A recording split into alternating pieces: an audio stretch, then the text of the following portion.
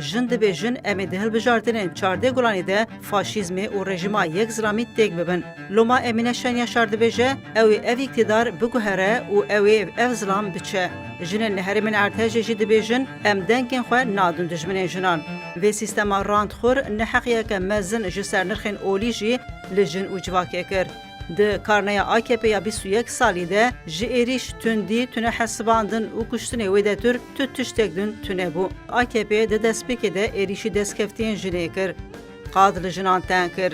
Yek ji qadên girîng ên cemaweriyê ne li qadên cemaweriyê mobbing, tundiya deronî, cihêkarî, êrîş li hemberî jinê tên kirin. Ev yek di dema AKP'de zêdetir bû. Bi helwesta hegemonîk ya li hemberî jinê di qadên cemaweriyê de gelek derfet ji bo mêran hatin avakirin, lêbelê jin jî hatin dûrxistin. Gelek sedem hene ku jinê ji qadên civakî dûr dixe, ev sedem jî ji ber helwest û tevgera îktidara heyî diqewime.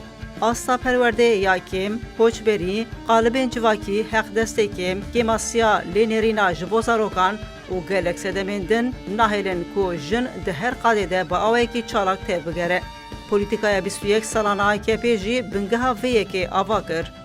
Me di lîsteya namzetan ya sala 2023 ya AKP'de dît ku jin hemabêje tune hatine hesibandin û ku jerên jinan bûne namzet.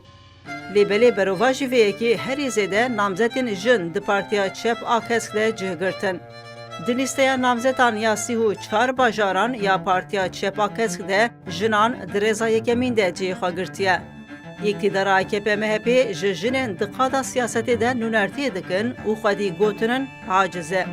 Tifaka Cumhur destkeftiyên jinan ên bi salan bi kedeke mezin hatine qezençkirin bi tifaqên paşferû tune dike û dike mijaranî qaşê.